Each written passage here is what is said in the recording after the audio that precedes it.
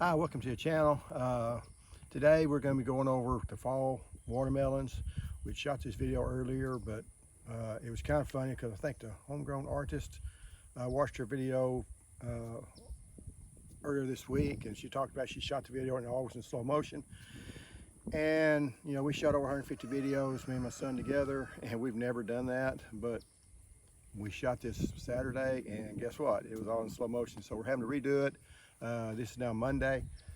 But anyway, we're growing the watermelons, and this all started. They were volunteer watermelons. We had watermelons out here, and everything blew up. I mean, I had weeds that was, waist to shoulder high.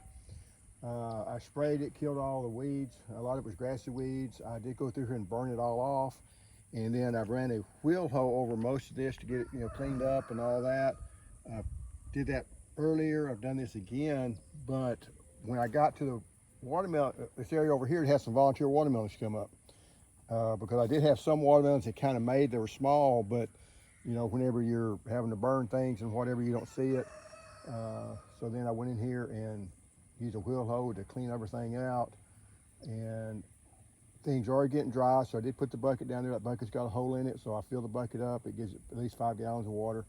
And so at least I get some water in that vicinity, and usually those roots go all over, so I'm hoping that works. I've got about 12 watermelons. It's about this size, maybe a little bit smaller. And they're not ready yet. I had been told in the past that you can't do fall watermelons because you don't get enough sunlight, so they won't ripen or they won't be sweet. But these were volunteers. I didn't have anything in the garden, so I said, hey, we'll give it a try.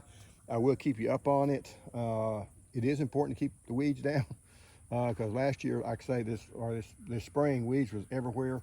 And there's still a couple of weeds out there you can see, but I've kept them down using the Haas wheel hoe. And also I've used the hoop hoe. So the good thing about this, the wheel hoe is pretty good size. I did have it earlier, but we already put it back up. And it's good if you, like in here, you can't see it, so you can just go in here and go underneath it. And once you go underneath it, you kill that weed. So this area you can't get into to control the weeds. Even a weed like that, you kind of nudge it up here and then dig it out. And that's good to keep it, that stuff inside there. And but the main part of it, that other area, you do use a wheel hoe to keep the weeds down, because that's one thing. If you're doing in-ground gardening and you're in a high rainfall area, you've got to figure out a way to control the weeds. The first 2 years I was out here, because I've gardened all my life, but I've not gardened in this area in ground. And when we moved out here after Harvey, which I think's been about 7 years ago, the weeds overtook me 2 years in a row. So I finally figured out I have to do something where I can control the weeds, because just a regular hoe don't work. There's just too much area, so you can't do it fast enough. And what I've learned is you want to control the weeds when they're small, like the ones I killed, they were even smaller. You don't want the weeds to get this high. Now I can control this weed real easy because it's just one weed. So I pull it up and it's gone. But if you got a whole area that all those weeds are that high and they're in amongst the vegetables and stuff, it gets away from you, because if they're this tall, you kind of want to break the crust up and you control the weeds. If you let them get up this much, you control the weeds. If you let them get up about this tall, you may or may not control them. If they're up this tall, you've lost it. And by losing it, like I say, lost this whole area, lost the watermelons, lost the tomatoes. There's just too much weeds. And there's so many weeds, you couldn't, it just takes too much effort to kill all the weeds that's in there. But anyway, we're going to be continuing to look at the watermelons, and this will be a good test because, this is middle of October, so they still got time to go ahead and make before we get the first frost. And we'll see if they taste any good, and I'll report back to you. But they're growing good. I already had the fertilizer down from earlier. I think I might put a little bit more out again. But this here's where we removed all the jujube. Now I did have Nicole from Nicole Smith's Gardening and Cynthia from Cicis Texas Gardening.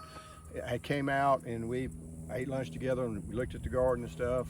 We gave them some plants and things that next to the stuff that I had extra, and had a good time. And I appreciate them coming out. But I didn't videotape anything, so they did.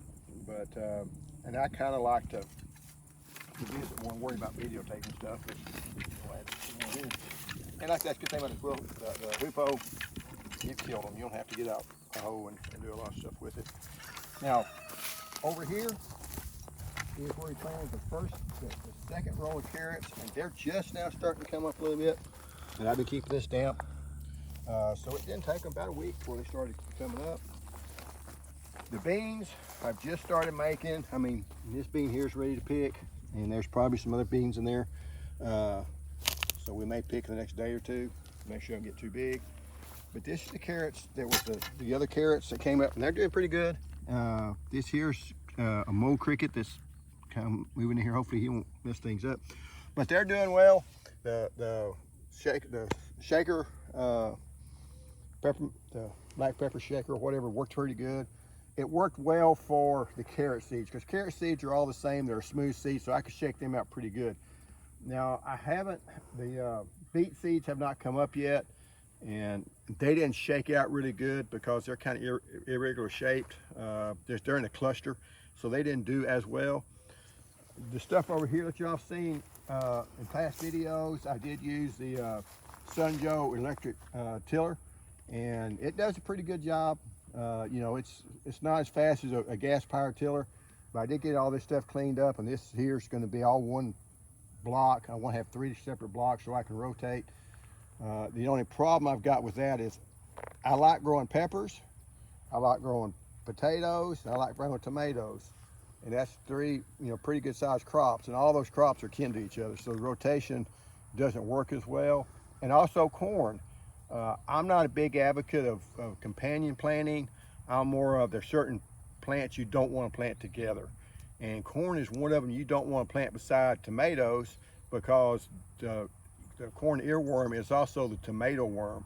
It's the same animal. So if you get the moths coming in for the corn, they're going to hit the tomatoes too.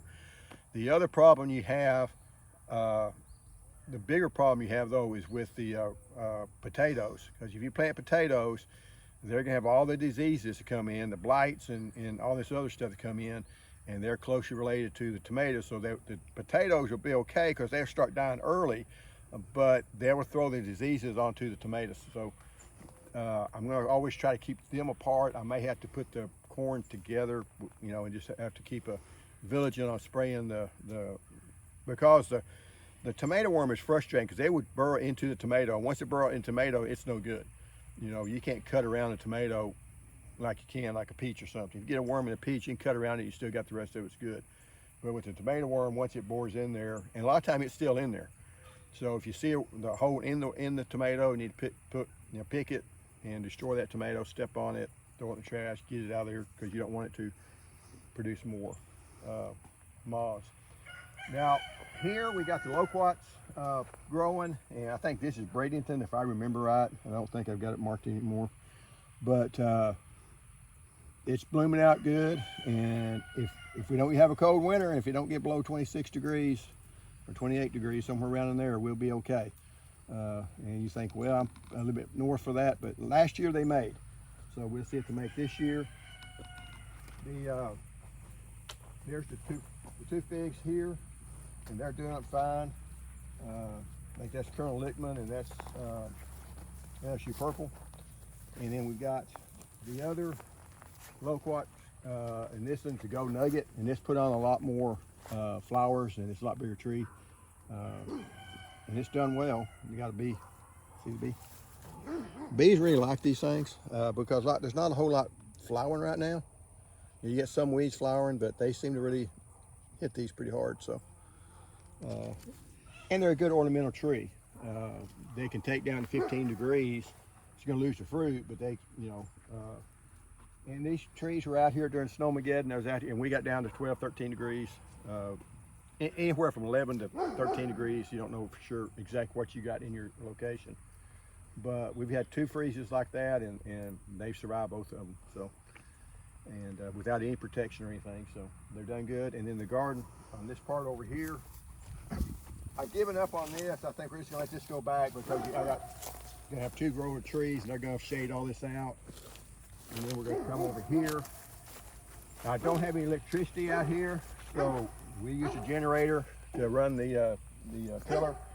And the good thing about doing that is if you got a tiller, if you've got a generator, you need to run those things every so often or the gas goes bad in them. So this does give us a reason to run it. And we ran this thing for a while, and then we're just gonna let my son's smiling.